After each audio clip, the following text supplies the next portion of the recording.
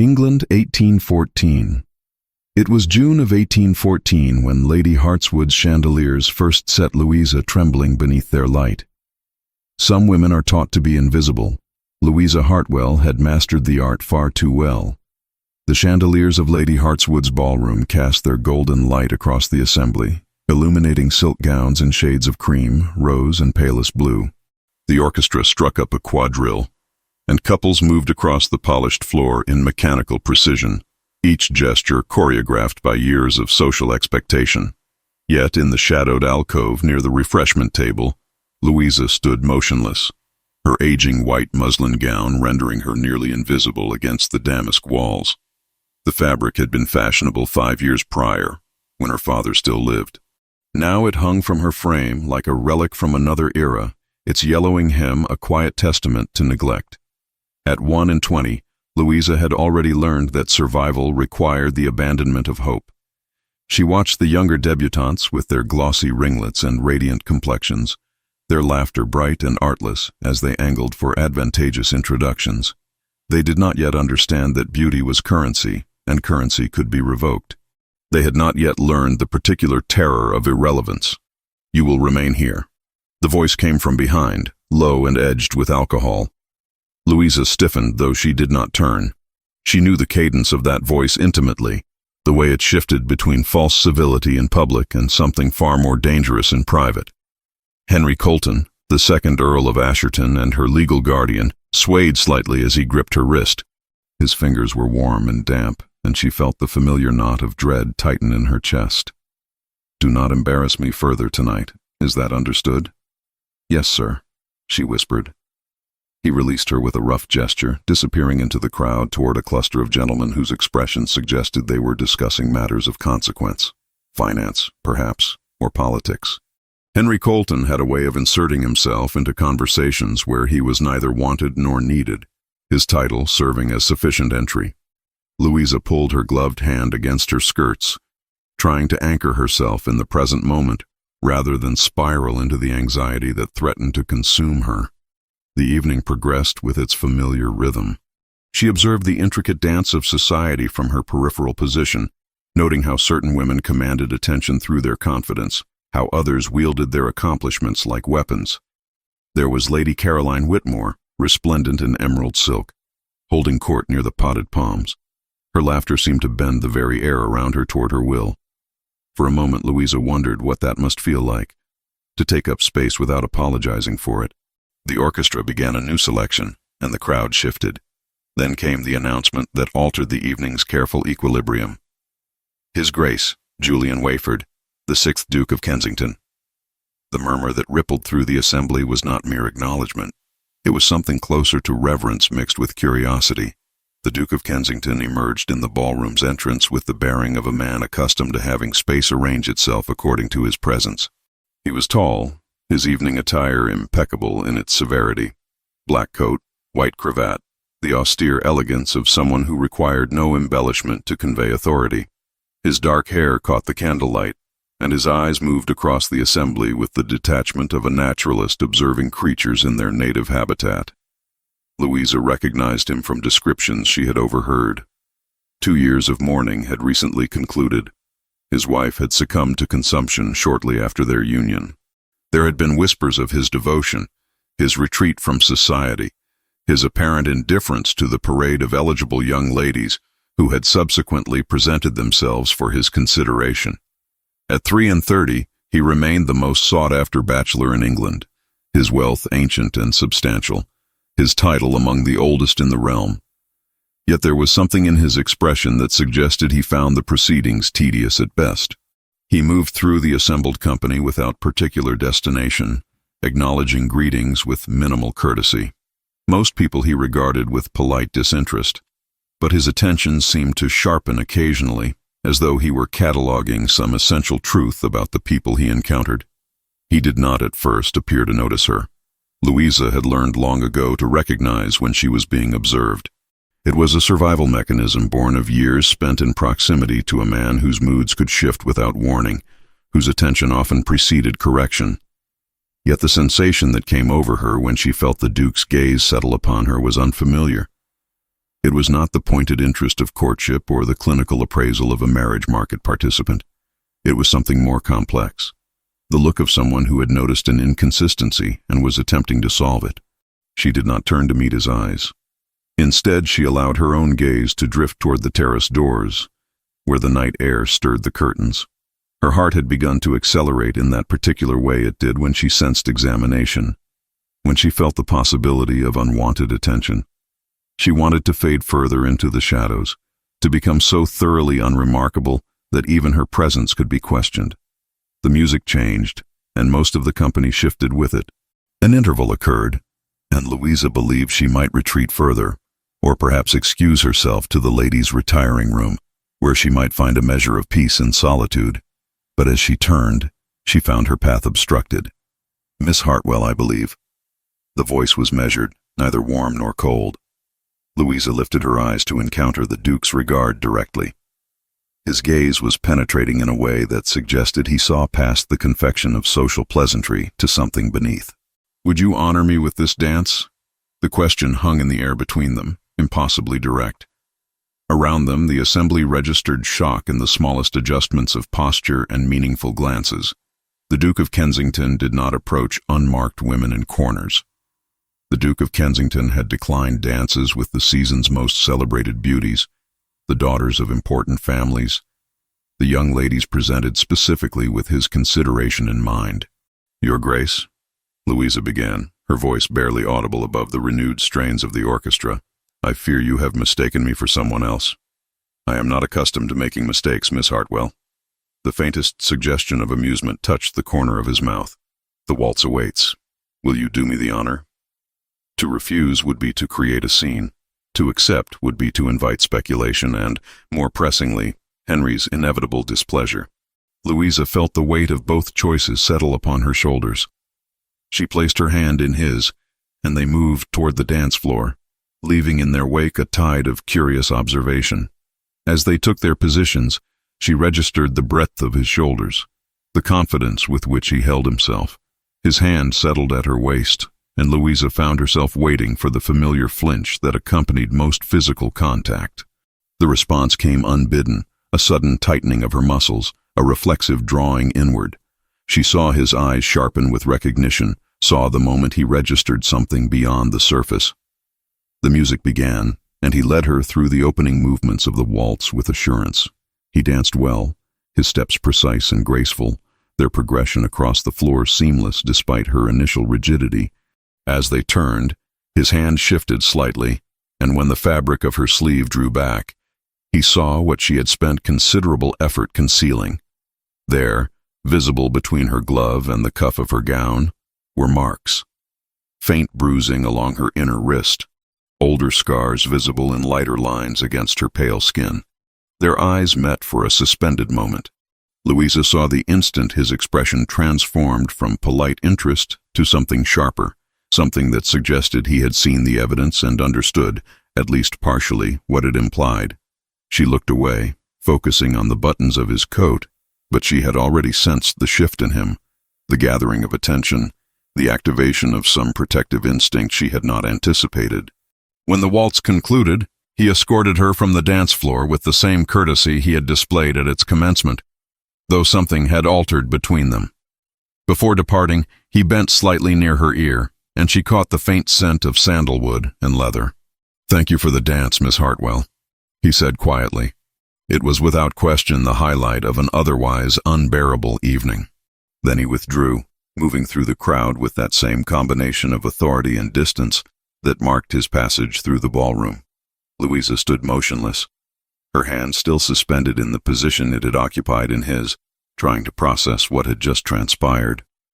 Later, after Henry had made his irritable departure, and she sat in the carriage beside him as it rattled through the lamp-lit streets of London, his expression grew darker with each passing block. "What were you thinking, dancing with Kensington?" His voice carried the particular edge of controlled fury that preceded violence. "Do you imagine yourself worthy of his attention? Do you believe yourself some prize to be admired?" Louisa said nothing, having learned that words often accelerated rather than mitigated his anger.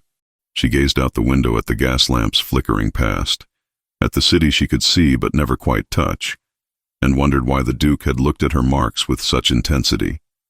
She wondered what he intended to do with that knowledge. Most importantly, she wondered if she had made a terrible mistake by allowing him to see her at all. The days following the Hartswood ball passed in a state of heightened tension for Louisa. She found herself existing in a peculiar state of suspended dread, waiting for consequences that seemed inevitable yet remained tantalizingly distant. Henry had not struck her outright, though his manner had grown colder, his silences more pointed. She understood this atmosphere well enough. It was the gathering storm before violence, the deliberate withdrawal of ordinary civility that often preceded his worst impulses. What occupied her more insistently, however, was the memory of the Duke's penetrating gaze, the way his eyes had registered recognition when he saw her wrists. She had made an error in allowing him so close, in permitting his examination of her marked skin. The realization sat heavily in her chest, a constant low-level anxiety that competed with her existing concerns about Henry's escalating unpredictability. 3 weeks after the ball, a letter arrived at Colton House. It bore the Kensington seal, an ornate crest that caused Henry's expression to shift from habitual irritation to something approximating interest. The invitation was for Louisa and her guardian to dine at the Duke's London residence on what he had noticed was not beauty but evidence, a wrist a gentleman ought never to see, and scars no gentleman could ignore. Curiosity soured into purpose. Grosvenor Square. Henry read it twice, his eyes narrowing with calculation. "This is unprecedented," he muttered, turning the letter over in his hands as though it might reveal additional information through its reverse side. "Kensington does not extend social invitations to our standing without considerable purpose." Louisa said nothing, occupying herself with the needlework she had abandoned earlier that morning. Her hands remained steady through sheer force of will, though her mind raced through possibilities. Why would the Duke invite them both? What did he intend to accomplish through such a gesture? When the evening of the dinner arrived, Louisa, dressed in her best available gown, a pale silk that had once belonged to a cousin and had been altered to approximate her measurements. It was not fashionable by current standards, but it was respectable, and that would have to suffice. Henry wore his evening attire with the air of a man attending a coronation, his manner effusive and performative. The Duke's residence was exactly what one might expect of a man of his rank and resources. The rooms were appointed with the quiet confidence of accumulated wealth, the furnishings speaking of generations of refinement, rather than the aggressive ostentation that characterized so many attempts at aristocratic display. The Duke received them in a drawing room of considerable proportions, its walls lined with leather-bound volumes and paintings of considerable merit. "Mr. Colton, Miss Hartwell," he greeted them with formal courtesy. "I am grateful you accepted the invitation. Business has kept me occupied these past weeks, and I find myself behind in my social obligations." Throughout the dinner, the Duke conducted himself with meticulous politeness toward both guests. Yet Louisa noticed the particular quality of his observation when he regarded her across the table. He asked her questions about her reading habits, her opinions on matters of literature and philosophy, her thoughts on the management of country estates. Each inquiry was framed in such a manner as to invite genuine response rather than mere social platitude. Henry, meanwhile, transformed into someone almost unrecognizable. His manner became ingratiatingly pleasant, his laughter punctuated at strategic intervals, his conversation peppered with careful compliments and strategic inquiries about the Duke's business enterprises. Louisa recognized the performance. It was the same elaborate construction Henry employed when seeking advantage, when positioning himself as a man of understanding and substance. At one point during the second course, the Duke reached toward the serving dish between him and Louisa, and in doing so, his hand passed briefly near her arm. She felt the familiar involuntary contraction of her muscles, the bodily response she had been unable to suppress no matter how vigilantly she attempted to control it. Her hand stilled over her plate. When she risked a glance upward, she found the Duke's gaze fixed upon her with an intensity that suggested he had noticed her reaction and filed it away for later consideration. After dinner concluded, the Duke proposed an excursion to the British Museum. They moved past cabinets of shells and minerals, past drawers of pressed fronds and penciled herbariums, labels neat in a clerk's hand, where a mind could linger without society's theater to intrude. suggesting that the recent acquisitions to the natural philosophy collection warranted examination. He extended the invitation specifically to Louisa, remarking that he had observed her reading a treatise on botanical illustration during their dinner conversation and imagined she would find the specimens of particular interest. Henry, unable to refuse without creating offense, agreed to the arrangement, though his displeasure at being excluded from the proposed outing manifested in the tightening of his jaw. The morning of their visit to the museum arrived clear and temperate, the kind of London summer day that rendered the city almost bearable. The Duke's carriage collected them with punctuality that suggested meticulous planning. Louisa found herself seated across from him during the journey, acutely aware of the implications such proximity carried. "You seemed uncomfortable during dinner last evening," he observed, his tone remarkably devoid of judgment. It was a simple statement of fact, rather than an accusation or inquiry. "I am often uncomfortable in new situations, Your Grace," Louisa replied carefully. "Society does not always reward those of retiring temperament. I suspect your discomfort derives from sources somewhat more specific than mere social diffidence," he continued, his gaze passing over her as though assessing something beneath the surface of her carefully maintained composure. "Nevertheless, I hope you will find this outing more agreeable. The museum affords opportunity for contemplation without the constant surveillance of society's judgment." They spent the afternoon moving through the carefully curated specimens on display. The Duke proved to be a knowledgeable guide, offering insights into the botanical specimens with the ease of someone genuinely invested in the subject matter rather than merely performing erudition for effect. More significantly, he listened to her observations with an attentiveness that bordered on reverential, treating her thoughts as though they possessed genuine substance and merit.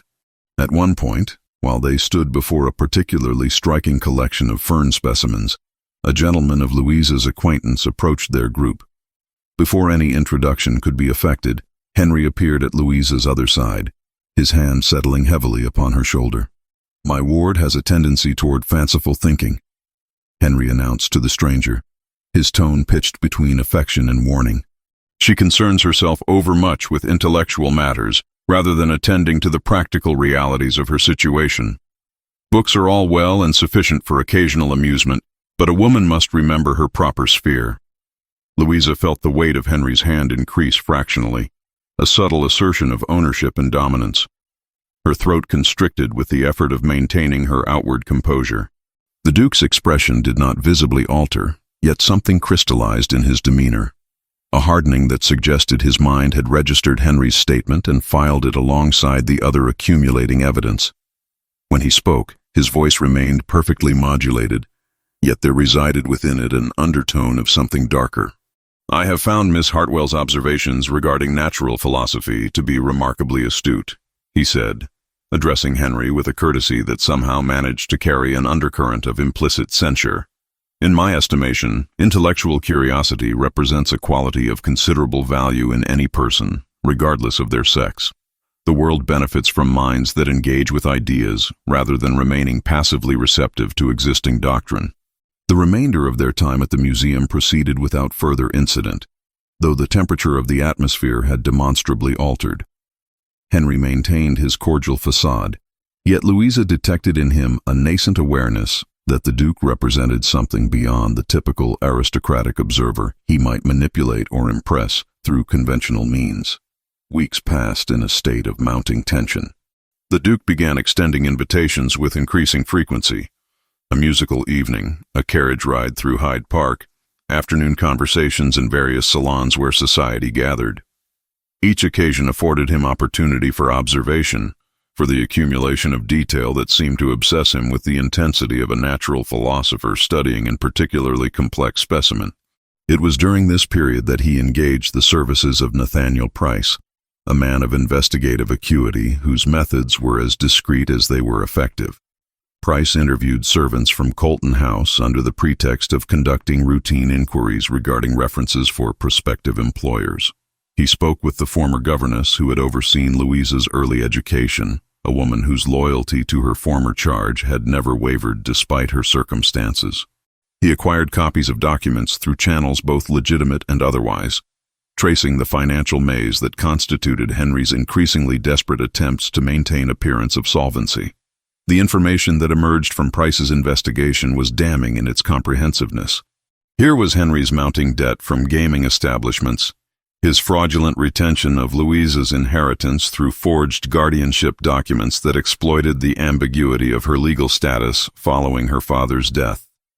Here were accounts from servants detailing the pattern of physical discipline Henry administered, the systematic control through deprivation and psychological manipulation that characterized his treatment of his ward. One evening in August, Price delivered his complete findings to the Duke in the private study of his townhouse. The report was methodical in its documentation, clinical in its presentation of brutality transformed into bureaucratic record. The Duke read through it with increasing comprehension of what Louisa had endured, what she continued to endure in her current situation. When he finally set down the pages, his expression had become something formidable, a controlled fury that sought not immediate expression, but rather cold, deliberate action. He understood now why she had flinched at his touch, why she navigated the world as though perpetually bracing for impact. More importantly, he understood that her situation was not merely a matter of social impropriety or familial dysfunction, but rather systematic exploitation that crossed into criminality on multiple fronts. He rose from his chair and moved to the window overlooking the London street below, where evening had begun its descent and gas lamps flickered to life along the thoroughfares. Whatever intentions had initially guided his investigation, mere curiosity about an unusual young woman perhaps, or the satisfaction of puzzles solved, had transformed into something far more pressing. He had become the sole person in possession of comprehensive knowledge regarding Louisa's circumstances, and he was beginning to understand that her liberation from her current situation required more than mere observation or sympathetic interest. It required intervention of a kind that would necessarily reshape the trajectory of both their lives. The final collapse of Henry Colton's financial circumstances arrived with the inevitability of a sentence long pronounced but not yet executed. The creditor who appeared at Colton House in early August did so with the manner of a man accustomed to collecting debts by whatever means became necessary. He was accompanied by a solicitor whose presence suggested the matter had exceeded the boundaries of informal arrangement and entered the realm of legal proceeding. Henry received them in the study, his face flushing progressively darker as the creditor detailed the comprehensive nature of his insolvency. The sum owed had accumulated beyond the initial debt through penalties and the compounding effects of delayed payment. The deadline was mercifully clear. 7 days to remit the full amount, or the entire contents of the house would be seized and sold at auction. Henry's creditors extended no further patience. After they departed, the house fell into an oppressive silence. Louisa occupied herself with needlework in the drawing room when Henry located her, his expression conveying the particular species of desperation that preceded his worst impulses. He moved through the room with agitated energy, his fingers clenching and unclenching as though grasping at solutions that remained perpetually beyond reach. "We shall manage this," he announced to no one in particular, though his gaze fixed upon Louisa. "There remains a solution that resolves everything." She did not look up from her stitching, though her hands had stilled. She recognized the quality of his voice, the artificial brightness that masked something far more sinister beneath. "You shall marry," he continued, settling into the chair opposite hers with the air of a man who had reached an extraordinary and brilliant conclusion. "Immediately. The Viscount Ashworth has expressed interest in taking a wife. His finances are secure, and he cares nothing for the matter of a dower.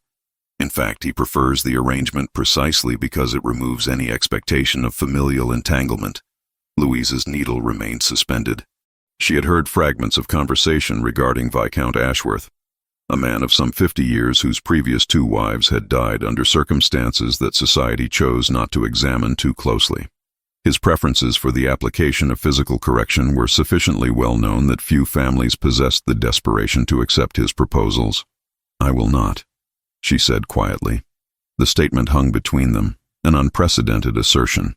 In all her years under Henry's guardianship, Louisa had developed strategies of passive acceptance, of creating the appearance of compliance while withdrawing into whatever internal spaces remained her own.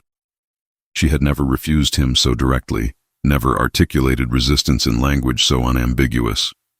Henry's expression underwent a transformation that moved from surprise to something considerably more dangerous. He rose from his chair with deliberate slowness, and Louisa experienced a moment of acute clarity regarding what she had initiated. Some portion of her mind recognized the escalation she had precipitated, understood that words spoken could not be withdrawn or reframed, that consequences would necessarily follow. "You will do precisely as I direct," he said, his voice dropping to the particular register that signaled imminent violence. "Do you comprehend? You exist through my sufferance, and your compliance is not subject to negotiation." When he struck her, it was with the walking stick he kept beside his chair, and the impact was delivered with sufficient force to drive the breath from her body. She fell against the sofa, her arm rising in reflexive protection. He continued his assault with a methodical quality that suggested intention rather than momentary fury, striking her ribs and shoulders until her attempts at self-defense had dissolved into simple survival. Afterward, she could not rise from the floor immediately. She remained where she had collapsed, her breathing shallow and labored, her body manifesting a map of pain that suggested considerable damage to the tissue beneath her clothing. Margaret found her there an hour later and helped her to her chamber, where she remained for 3 days. The movement necessary to leave her bed a negotiation between her desire to function and her body's insistent communication that such exertion carried considerable cost. It was during this period that the Duke of Kensington invited Henry Colton to his townhouse for a conversation between gentlemen regarding matters of business and political opportunity. Henry accepted with alacrity, recognizing in the invitation precisely the sort of advantage he perpetually sought. He did not recognize it as the moment when his entire existence was about to undergo irreversible transformation. The Duke's study was appointed with the quiet confidence of accumulated wealth and meticulous taste. The Duke sat behind his desk with Price standing unobtrusively near the door, his presence suggesting that what would transpire would have multiple witnesses. The Duke's expression carried a quality of controlled fury that manifested not in volume or aggression, but in the absolute precision with which he articulated his observations. "I have become aware of certain matters concerning your guardianship of Miss Louisa Hartwell," the Duke began, his tone suggesting this was merely the commencement of a far more comprehensive indictment. "Specifically the matter of financial fraud, which includes the misappropriation of her inheritance and the deliberate falsification of guardianship documents." Henry's face underwent a rapid progression of expressions that traced the trajectory from incomprehension to terrified awareness. He began to speak, but the Duke continued without pause, systematically presenting the evidence that Price had accumulated: financial records, forged documents, testimony from servants detailing the pattern of violence. The meticulousness of the presentation suggested that Henry's circumstances had been examined from every conceivable angle and found comprehensively damning. "Furthermore," the Duke continued, "I am aware of your recent proposal to marry Miss Hartwell to Viscount Ashworth for the purpose of resolving your financial distress. I am informed that you administered physical punishment to Miss Hartwell when she declined this arrangement." Henry attempted to defend himself, but his protestations carried the hollow quality of a man whose position had been entirely demolished. The Duke offered him 2 alternatives with the clarity of someone accustomed to exercising absolute authority. "You will depart England within 7 days, the Duke stated. "You will accept the modest allowance I have arranged, sufficient for comfortable living on the continent indefinitely. You will relinquish all claim to Miss Hartwell's guardianship and all rights to her inheritance. In exchange, I will refrain from presenting this evidence to the magistrate and pursuing the criminal charges that would necessarily result from such prosecution." "And if I refuse?" Henry asked, though his voice suggested he already recognized the futility of such defiance. "Then you will find yourself in custody within a fortnight, facing charges that will result in either transportation or imprisonment, depending upon the magistrate's mood. Your choice, Mr. Colton, is between comfortable obscurity or judicial reckoning. I strongly encourage the former." Within the hour, Henry had accepted terms. The financial arrangements were executed with efficiency that suggested careful pre-planning. Henry was provided with sufficient resources to establish himself in France, along with explicit instructions regarding what would occur should he attempt to return to England or maintain contact with Louisa. The Duke then engaged in a brief conversation with Viscount Ashworth, conducted through intermediary channels that protected the confidentiality necessary for negotiations of this nature.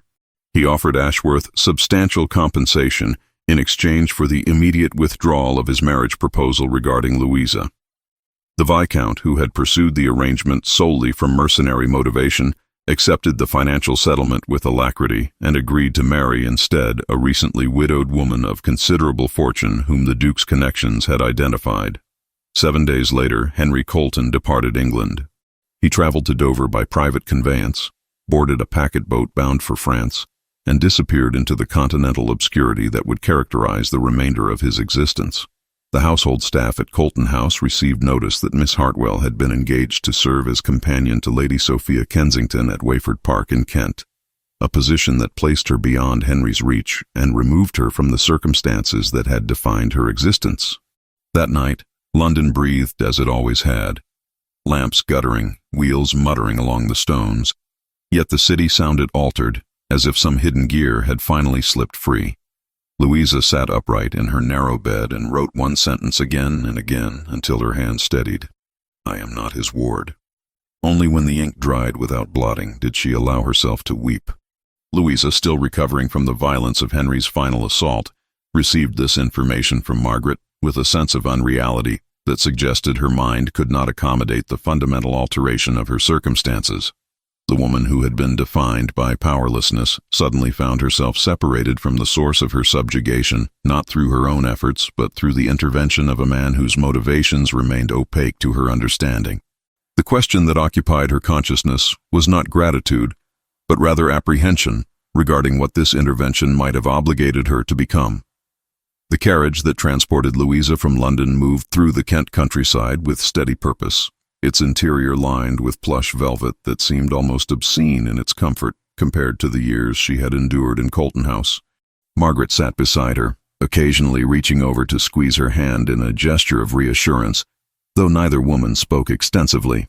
The landscape beyond the windows transformed gradually from urban density to rolling estates, and Louisa found herself watching the transition with the awareness that something fundamental in her existence had shifted irrevocably. It was Margaret who first explained to her what had transpired during her recovery from Henry's final assault. The Duke had intervened, Margaret said, with a comprehensiveness that suggested military strategy rather than casual intervention. Henry had been removed from England entirely. Louisa was being placed under the guardianship of Lady Sophia Kensington, the Duke's mother, at Wayford Park. The arrangement was presented as permanent, though Margaret seemed uncertain about the precise legal mechanisms that rendered it so. He knows, Louisa had whispered, her body still aching from Henry's violence. About the marks. About everything. Yes, Margaret acknowledged simply. And he has decided it is his concern. The question that had consumed Louisa's thoughts for the duration of her recovery was far simpler than it should have been. Why? The Duke of Kensington bore no familial obligation to her. He possessed no personal stake in her liberation beyond the abstract principle that violence constituted impropriety. Yet he had expended considerable resources and social capital to effect her rescue from circumstances that society largely regarded as unremarkable. Women in her position were customarily dismissed as unfortunate rather than victimized, their suffering regarded as the consequence of poor family circumstances rather than systematic cruelty. When Julian visited Louisa before her departure, the conversation remained brief and formal. He brought with him a solicitor who presented documentation indicating that her legal status, while complex, had been sufficiently clarified to permit her access to a modest allowance from her inheritance. The remainder of her financial affairs would require ongoing legal proceeding to resolve the complications created by Henry's fraudulent documentation, but immediate destitution had been prevented. Lady Sophia has extended an invitation for you to reside at Wayford Park as her companion, the Duke informed her with the measured courtesy he extended to all matters of business. The position offers both security and opportunity for recovery from your recent difficulties. I trust such an arrangement will be acceptable to you. Your Grace, Louisa had begun, uncertain how to articulate the contradiction between gratitude and the discomfort of owing such an immense debt. I do not know how to repay. There is no debt, he interrupted, his expression suggesting that the very concept offended him. No exchange of currency or service is anticipated. You are free, Miss Hartwell. That is sufficient. The manor itself emerged from the landscape with the majesty of something that had existed since before memory. Ashworth occupied rolling grounds that suggested centuries of careful cultivation, its stone facade worn smooth by centuries of English weather. The interior revealed spaces of considerable dimension, their walls lined with paintings that suggested generations of connoisseurship and resources devoted to aesthetic accumulation rather than ostentation. Lady Sophia received Louisa with a graciousness that suggested she had been informed of the essential particulars regarding her new companion's circumstances without requiring elaboration. She was a woman of perhaps 60 years, her bearing suggesting refinement rather than the severity that sometimes characterized elderly aristocracy. Her eyes held a particular quality of intelligence that suggested she had encountered suffering and understood that it required gentle navigation rather than dismissal. You will find Ashworth offers solitude should you desire it, Lady Sophia offered by way of welcome, gesturing toward the drawing room where tea had been arranged. My son has indicated that recovery from your previous circumstances may require time and quiet. Such things are abundantly available here. Over the weeks that followed, Louisa discovered that the manor possessed remedial properties beyond the mere physical safety it provided. The library contained volumes that her father had mentioned but which she had never accessed. Literary treasures that she moved through with the reverence of someone encountering something sacred. The gardens offered walkways through carefully cultivated spaces where she could exist without observation or expectation. Margaret, to Louisa's profound relief, did not depart for some alternative employment. Instead, she accepted the position of housekeeper at Ashworth with a promotion that elevated her status beyond what she might otherwise have anticipated. She occupied chambers in the servants' quarters but maintained ready access to Louisa, and in the evenings when Louisa retreated to her chamber, Margaret often came with warm milk and the practical competence that characterized her navigation of crises. You are healing, Margaret observed one evening in November, as autumn had rendered the gardens increasingly austere. I see it in small ways. You ate more at supper yesterday than you have in weeks. You smiled when Lord Pemberton's nephew arrived for the holiday. Small things, but movement towards something resembling normal life. Physically, the transformation was undeniable. The bruises that had marked her body faded into yellowing memory before disappearing entirely. She gained weight, her frame filling out beyond the skeletal appearance malnutrition had imposed. The color returned to her skin. Her hair regained luster. Her eyes lost the perpetually hunted quality that had characterized her London existence. Psychologically, recovery proceeded with considerably more complexity. Louisa still experienced moments when sudden movement provoked the involuntary flinching that years of trauma had instilled. She remained uncertain in social situations, uncomfortable with attention, prone to silence rather than contribution. Yet these symptoms began to demonstrate gradual mitigation as weeks transformed into months, and Ashworth's atmosphere of safety began its subtle work of erosion upon the defensive structures she had constructed. Lady Sophia hosted occasional gatherings of a small and select nature. These events were orchestrated with consideration for Louisa's fragile equilibrium, guests carefully chosen for their discretion and compassionate temperament. A widow of similar age whose own marriage had been marked by difficulty. A clergyman whose sermons emphasized mercy rather than judgment. These individuals accepted Louisa's silence without demanding explanation or requiring her to participate in elaborate social performance. The library became the central geography of Louisa's existence at Ashworth. She moved through its volumes with the intensity of someone recovering something essential that had been violently severed.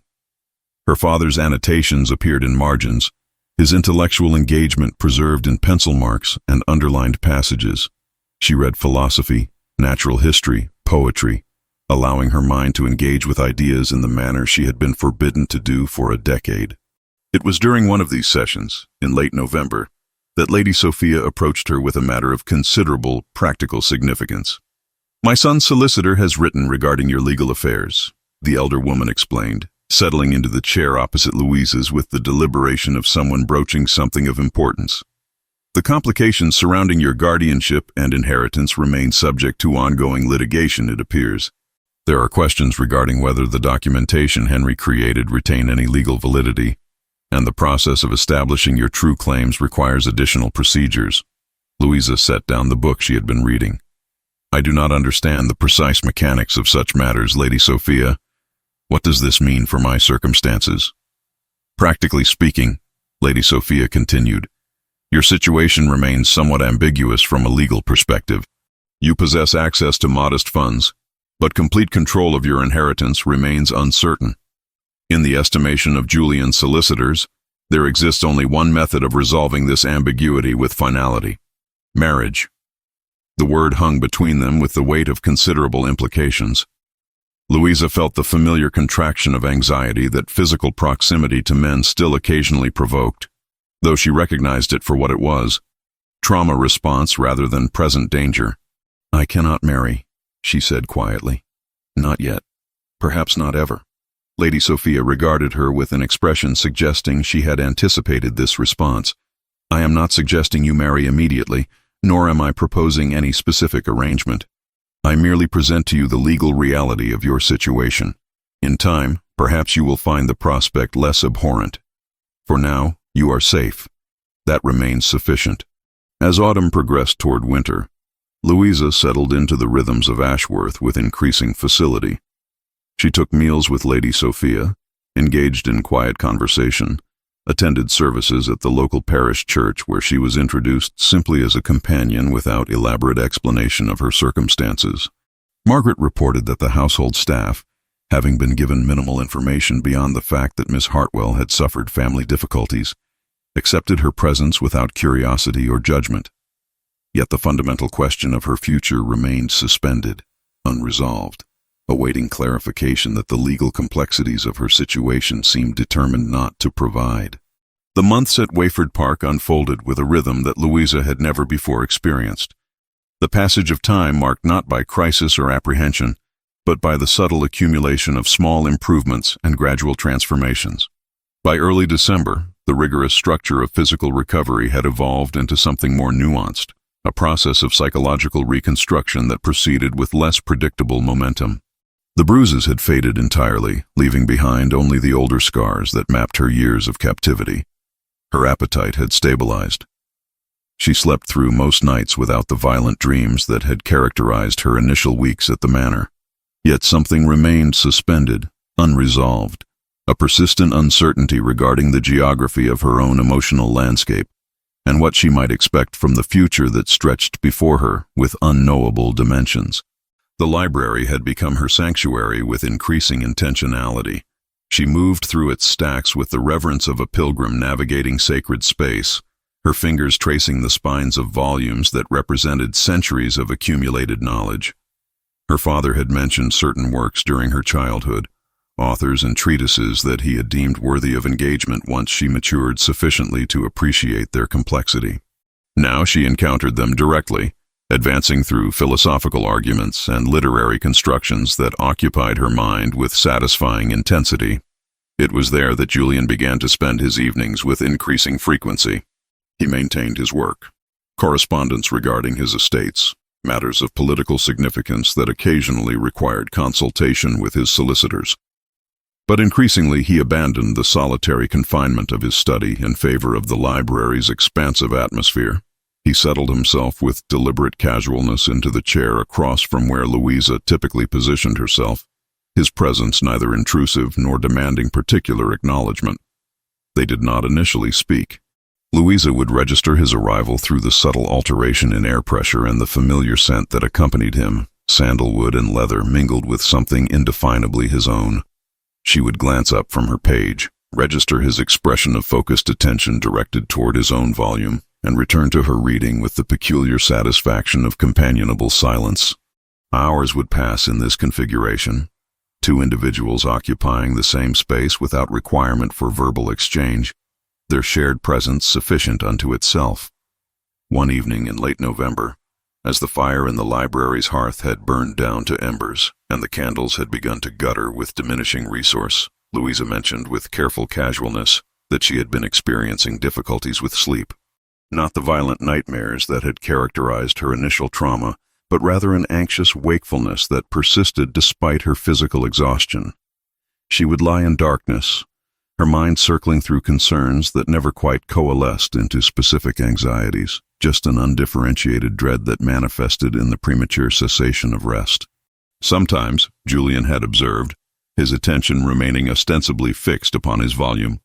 The presence of another person during such episodes proves restorative. Not through conversation necessarily, but simply through the assertion that one is not entirely alone within the darkness. Louisa had not responded immediately, parsing the implications of his statement, recognizing within it both offer and acceptance of refusal should she choose to decline.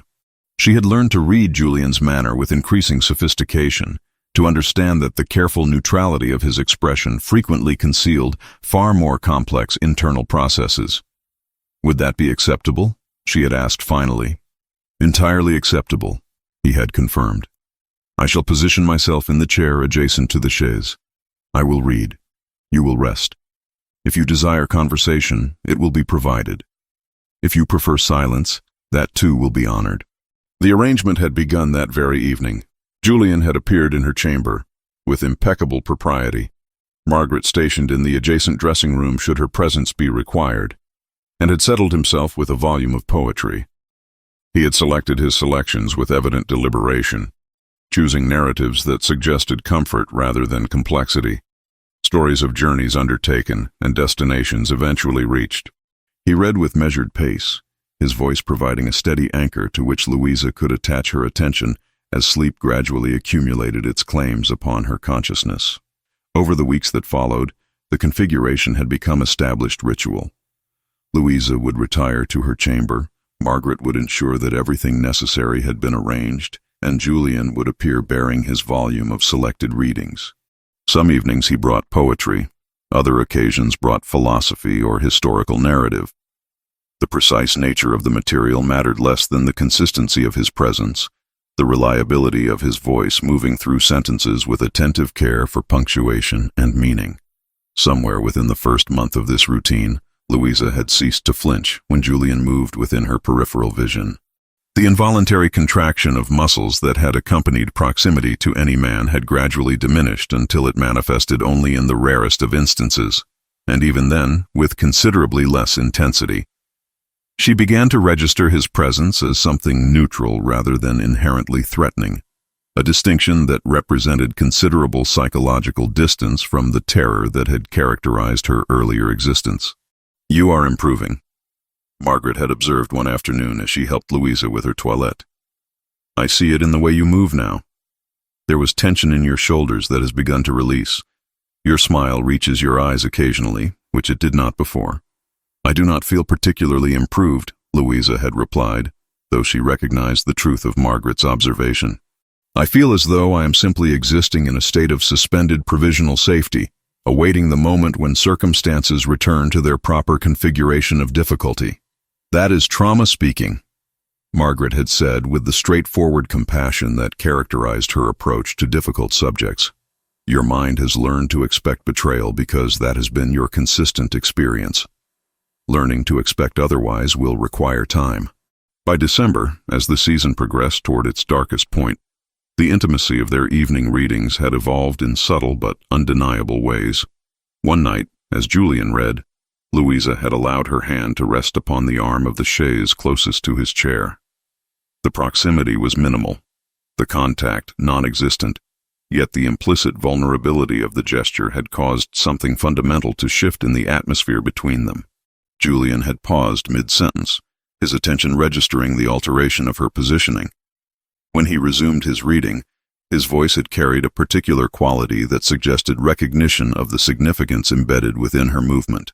The passages he selected from that evening onward had begun to contain more deliberate references to connection, to the possibility of trust, to the redemptive capacity of genuine care extended without expectation of reciprocation or return. One particularly clear evening, as frost had begun to accumulate upon the manor's windows, Julian had set aside his volume mid-reading with deliberate intention. Louisa had opened her eyes, uncertain whether his cessation of reading indicated some aspect of concern or merely transition to an alternative selection. If I were to touch your hand, he had asked, his tone suggesting he was inquiring about something of considerable importance. Would you experience that as threat or as something else entirely? Louisa had considered the question with genuine engagement rather than reflexive response. She had examined her internal landscape with careful attention, noting that her heart had accelerated but not from the panic that had characterized such moments during her London existence. The acceleration seemed rather to derive from anticipation, from the prospect of something unknown and potentially significant. I do not believe I would experience it as threat, she had said finally, her voice barely exceeding whisper, though I cannot be entirely certain until the moment of occurrence. Julian had moved with extraordinary deliberation, his hand extending across the space between their chairs with a pace that permitted her to withdraw should she choose to do so. She had not withdrawn. Instead, she had allowed her own hand to meet his, and when contact occurred, it had been neither the violent shock she anticipated nor the cold constraint of obligation. It had been simply hands meeting in darkness, two people acknowledging through that contact something that existed between them but had never been articulated in language. They had remained positioned thus for an extended period, neither speaking, their connection speaking itself through the simple fact of its maintenance. When Julian had eventually withdrawn, it had been with reluctance that seemed to mirror her own. The moment had concluded but had not terminated. It had merely transformed into something that persisted within the architecture of their shared experience. Over the subsequent weeks, these moments of deliberate contact had accumulated with increasing frequency. A hand brushing her shoulder as Julian moved past her in the library. A moment when their fingers touched as they both reached for the same volume. The careful placement of his hand at the small of her back when they walked the manor's corridors. Each contact had been preceded by that same quality of inquiry, that implicit request for permission that transformed what might otherwise have been simple proximity into something far more meaningful.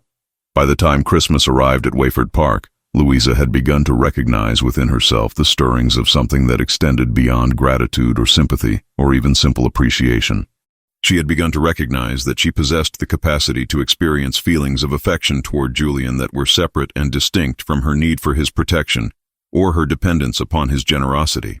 She had begun to understand that the boundaries between rescue and something far more complex had become substantially blurred. Yet the question that persisted, unresolved and increasingly urgent, remained suspended between them, the matter of her legal circumstances and the precarious uncertainty that characterized her future. By the first days of January 1815, the quiet of Wayford Park had taught Louisa the shape of safety, even as the law refused to name it.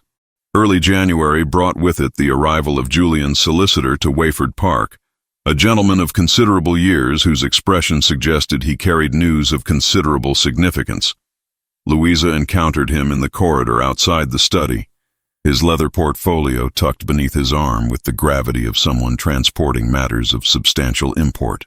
She had continued her routine of library occupancy and quiet existence at the manor, unaware that the legal complexities surrounding her inheritance had undergone considerable development during the preceding months. Lady Sophia summoned her to the drawing room that afternoon, with the deliberate manner suggesting that what she had to communicate warranted private consultation. The elder woman had settled herself with embroidery, though her needle remained still as she gestured for Louisa to occupy the seat opposite her own. "My son's solicitor has been engaged with your affairs for some time," Lady Sophia began, her expression carrying the particular compassion she extended toward subjects requiring difficult navigation. "The complications surrounding Henry's documentation and your guardianship have proven more resistant to resolution than initially anticipated.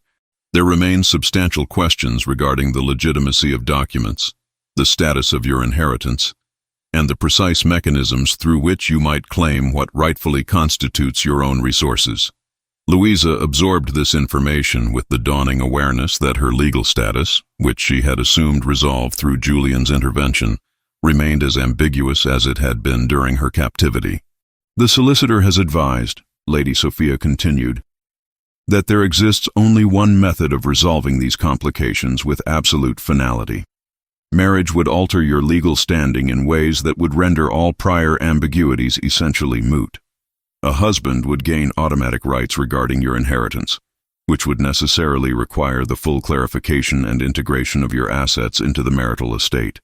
The word resonated through Louisa's consciousness with the force of something physical. Marriage.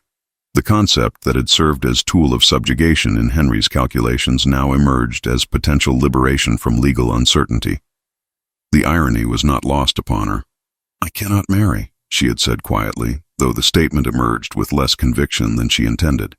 "My mind remains too fractured. My ability to maintain the emotional equilibrium such an arrangement would require too precarious." Lady Sophia set aside her embroidery with deliberate care. "I suggest not that you must marry immediately. Rather, I present to you the legal reality that governs women in our society. Marriage represents the primary mechanism through which independent agency becomes possible, precisely because it transfers guardianship from one male authority to another. The injustice of this system is not mitigated by understanding it, but understanding it permits strategic navigation." The conversation with Lady Sophia had unsettled something within Louisa's carefully maintained equilibrium. She had begun to recognize that her current existence, while infinitely preferable to her London captivity, remained inherently provisional. She occupied Ashworth through Julian's generosity, rather than through any legal claim to permanence. She existed in a state of dependence that, while benevolent, was dependence nonetheless.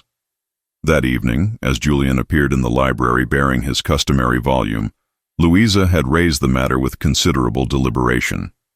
She had informed him that Lady Sophia had conveyed information regarding the legal complexities of her situation, that marriage apparently represented the sole viable mechanism for resolving the ambiguities that continued to characterize her status.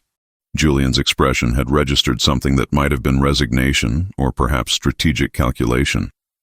He had set aside his volume and had regarded her with the careful attention he extended to matters of genuine consequence. "Your circumstances are indeed complicated," he had acknowledged.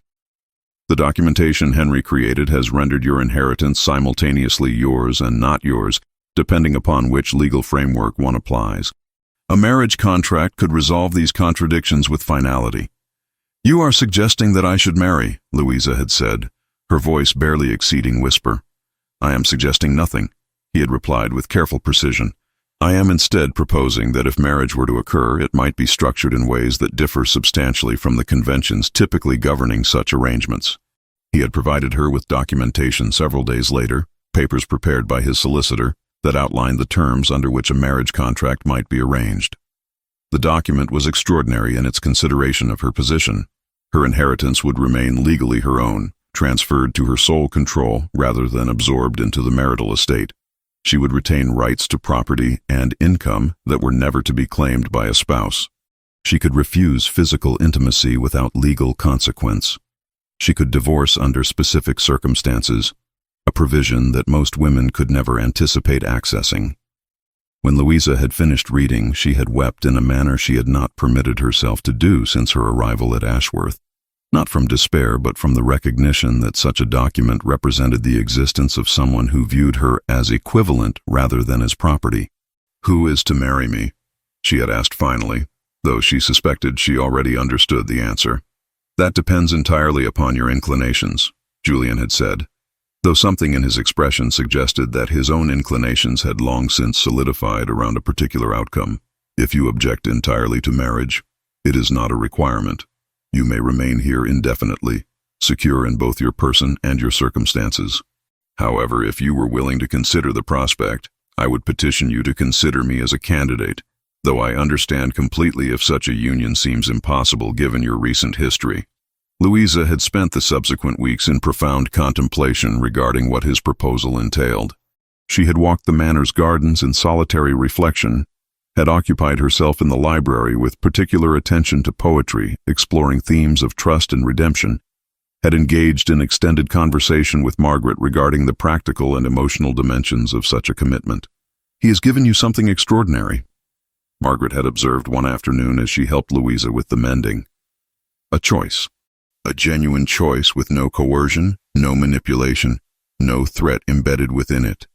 That is not something most women receive in any circumstance, let alone regarding marriage. How can I distinguish between genuine affection and the performance of affection?" Louisa had asked. "How can I trust that he will not transform once legal ties are established, that his current consideration will not metamorphose into something more conventional and therefore more dangerous? You cannot. Margaret had said with the straightforward honesty that characterized her approach to difficult subjects. Trust is always an act of faith, but faith is not blindness. You have observed him for months now. You have encountered him in both formal and intimate contexts. What have you observed regarding the fundamental nature of his character? Louisa had considered this question with genuine engagement. She had thought about Julian's interactions with servants, about the respect he extended to his mother, about the care with which he had approached her own trauma and recovery. She had thought about the way he had never demanded anything from her, the way he had constructed their evening readings around her comfort, the way he had asked permission before each increment of physical proximity. By late January, as the season had begun its slow progression toward spring, Louisa had arrived at a decision that surprised her with its own clarity. She had found Julian in the library, where they had begun to spend nearly every evening, and had informed him simply that she would accept his proposal. Not from desperation or legal necessity, though those elements remained present, but from recognition that among the men she had encountered in her life, only he had demonstrated the capacity to see her as something beyond an object to be controlled or possessed. The preparations for marriage proceeded with the meticulous precision that characterized Julian's approach to matters of consequence. His solicitor arrived at Wayford Park with documents that represented months of careful legal construction, papers that transformed abstract promises into binding contractual language. The marriage settlement that emerged from this collaboration was extraordinary in its accommodation of Louisa's interests, particularly given the historical context in which such arrangements were conceived. The contract stipulated that Louisa's inheritance would remain entirely under her personal control, never transferring to Julian's authority, regardless of the legal conventions that typically governed married women's property. She retained the absolute right to retain her separate income and to manage her assets independently. Provisions for divorce were included, a radical inclusion that most women never anticipated having available to them. Physical intimacy was explicitly framed as consensual rather than obligatory, and she was guaranteed the legal right to refuse without consequence or recrimination. When Louisa reviewed these documents in the privacy of her chamber, she wept with an intensity that surprised her. The papers represented something she had never believed possible, a legal framework that acknowledged her as something beyond property, as a person whose interests and autonomy held value worth protecting through contractual mechanism. "He loves you," Margaret had said simply, observing her distress, "and he has spent considerable resources ensuring that his love does not translate into legal ownership." Word of the impending marriage circulated through the Kent neighborhood with the predictable velocity that characterized provincial social intelligence. Speculation flourished regarding the identity of the bride, the rapidity of the proceedings, the absence of substantial social announcement. Society that had largely overlooked Louisa's existence during her London years now found itself curious regarding the woman who had apparently captured the attention of the Duke of Kensington. Lady Sophia orchestrated the preparations, with the careful consideration that suggested she understood the significance of this moment for Louisa. She offered her daughter's wedding gowns from her own collection, garments of considerable elegance that had been preserved with meticulous care. From among these treasures, Louisa selected a gown of pale cream silk, its simplicity suggesting elegance rather than ostentation, its style contemporary yet timeless.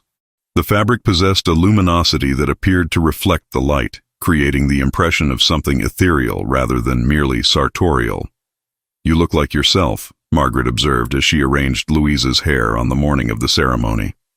Not a performance of what a bride should appear to be, but an actual woman preparing for something that matters. The chapel at Wayford Park was small, its stone walls worn smooth by centuries of use. The gathering was intimate. Lady Sophia occupied the foremost position, her expression conveying approval and perhaps relief that her son had found someone capable of reciprocating his affections. Nathaniel Price stood as witness, his presence suggesting the significance Julian attached to having credible documentation of the proceedings. Margaret occupied a position of prominence, having been elevated from her role as housekeeper to something more closely resembling lady's companion in recognition of her loyalty to Louisa. The vicar conducted the ceremony with solemnity appropriate to the occasion. When he asked whether Louisa accepted Julian as her husband, she experienced a moment of extraordinary clarity regarding what she was undertaking. This was choice made freely, without coercion or manipulation, without the pervasive undercurrent of threat that had characterized Henry's dominance. She affirmed her acceptance with a voice that surprised her in its steadiness. When Julian placed the ring upon her finger, his hand trembled slightly, a manifestation of emotion that he typically maintained beneath careful control. As he bent to kiss her, the gesture was infinitely tender, a question posed and answered rather than a claim asserted. The evening following their marriage, Louisa retired to the marital chamber with a combination of anticipation and apprehension that she had not anticipated experiencing. Years of trauma had created associations between physical intimacy and threat that her rational mind understood would not manifest with Julian, but her body had not yet learned to trust. When he appeared sometime later, she perceived his careful attention to her emotional state, the way he had deliberately slowed his movements and articulated each intention through gesture and inquiry. "We need not proceed further than you are comfortable with," he had said, his voice carrying the particular gentleness he extended only to her. "There is no expectation, no obligation, no prescribed timeline for this aspect of our union." What unfolded over the subsequent hours was revelation rather than performance. Julian touched her with reverence, treating her body as something worthy of careful attention rather than as means to an end. When Louisa experienced moments of fear, he recognized them immediately and adjusted his approach without requiring explanation or apology. He kissed her wrists where the old scars remained visible, a gesture that transformed trauma into something acknowledged and honored rather than denied. By the time dawn infiltrated the chamber's curtains, Louisa had experienced physical intimacy that bore no resemblance to the violations she had endured. She had experienced pleasure as something divorced from shame or obligation, something that belonged entirely to her own agency and desire.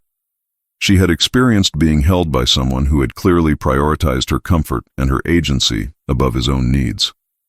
The weeks following their marriage revealed the deepest transformations.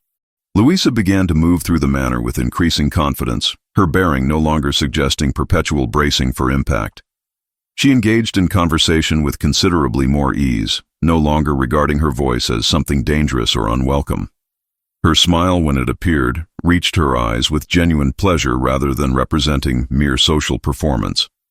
Julian, meanwhile, demonstrated growing tenderness that seemed to compound daily. He consulted her opinions regarding estate matters, incorporating her suggestions into decisions affecting Ashworth's management. He ensured that opportunities for her continued intellectual engagement were maintained, expanding the library's collection with volumes he believed would interest her. Most significantly, he maintained the physical intimacy they had established, approaching each encounter with the same careful attentiveness that had characterized their first night together. 1 year had transformed the landscape of Louisa's existence in ways that she had not anticipated possible. The passage from autumn into the following winter, and then toward another spring, had marked not merely the rotation of seasons, but the fundamental alteration of her place within the world. January of 1816 arrived with its characteristic gray skies and bitter winds, and yet the atmosphere at Wayford Park was characterized by warmth and anticipation rather than the austere coldness that typically accompanied this season. Louisa's pregnancy had become apparent by autumn, a revelation that had initially terrified her before gradually transforming into something resembling genuine anticipation. She had never permitted herself to imagine futures that extended beyond immediate survival, and the prospect of creating life within her own body represented something close to miraculous. Her body, which had been used as instrument of subjugation and control, was now generating new existence, a child that would be born into security and safety rather than the chaos and violence that had characterized her own entrance into the world. The transformation that society recognized in Louisa as she moved through the social season of London was remarked upon with the particular intensity that characterized aristocratic observation of significant alterations in status and appearance. The woman who had been dismissed as insignificant during her years under Henry's guardianship had emerged into prominence through the simple fact of becoming Duchess of Kensington. Yet society, ever perceptive regarding surface matters, had largely failed to recognize that the transformation extended far deeper than titles and elevated station. Louisa had begun to utilize her position with deliberate intention toward matters that occupied her conscience with increasing urgency. She had established connections with charitable organizations devoted to the protection and support of women who found themselves in circumstances resembling those from which she had been extracted.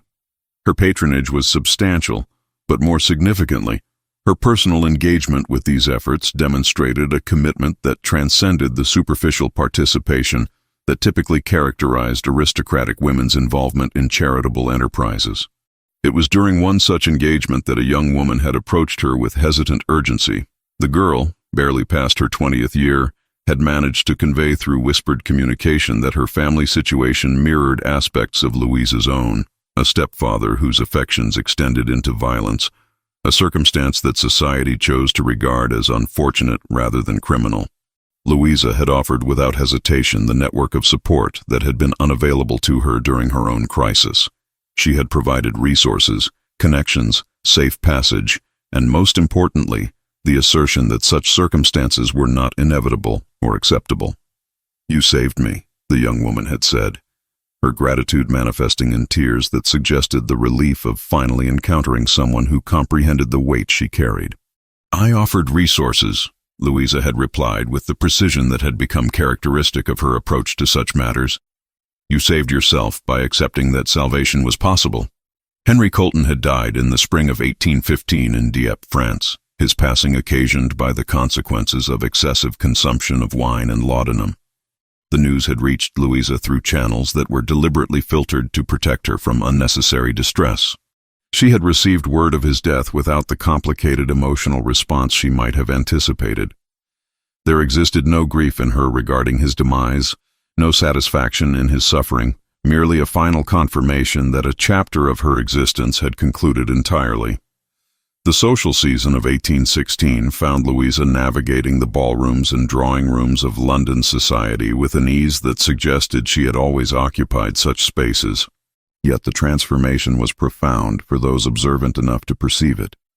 Where she had once positioned herself in margins and shadows, she now occupied central space with the confidence of someone who had earned her position through authentic presence rather than social obligation.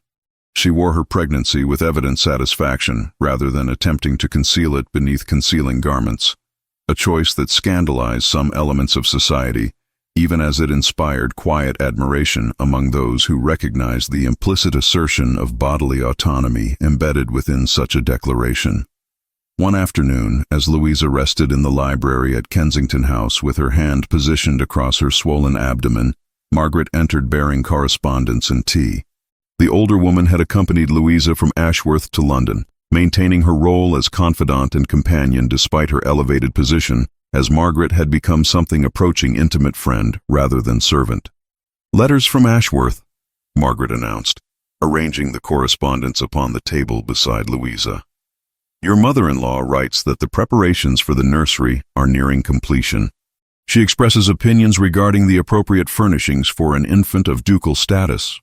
Louisa smiled at this characterization of Lady Sophia's approach to the matter.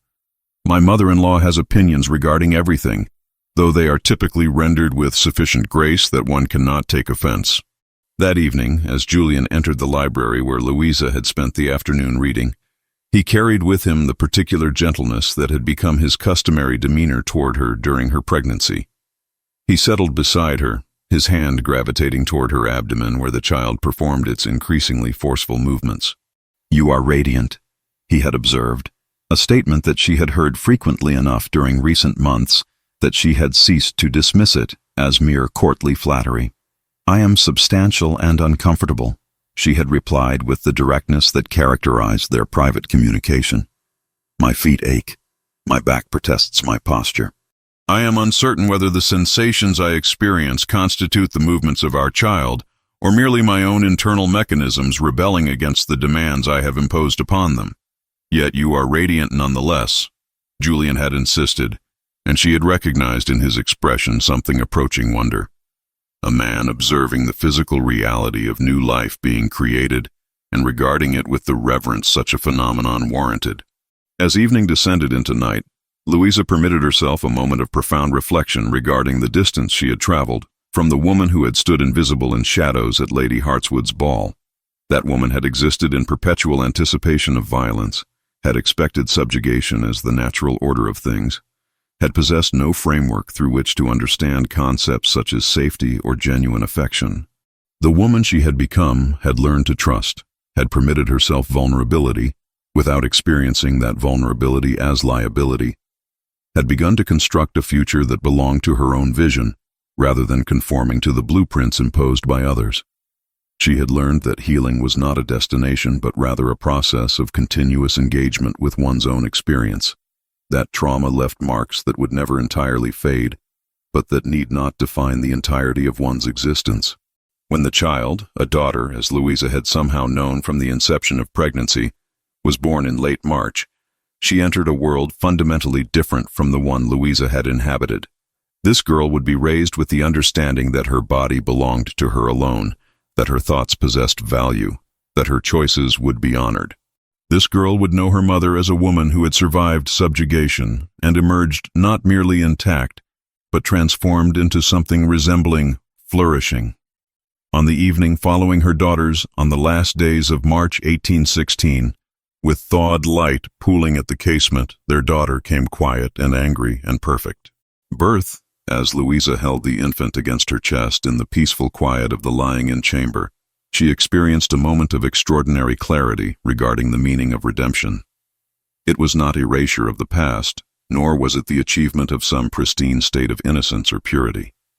Rather, it was the possibility of continuing forward, of creating meaning from suffering, of permitting oneself to live rather than merely to survive.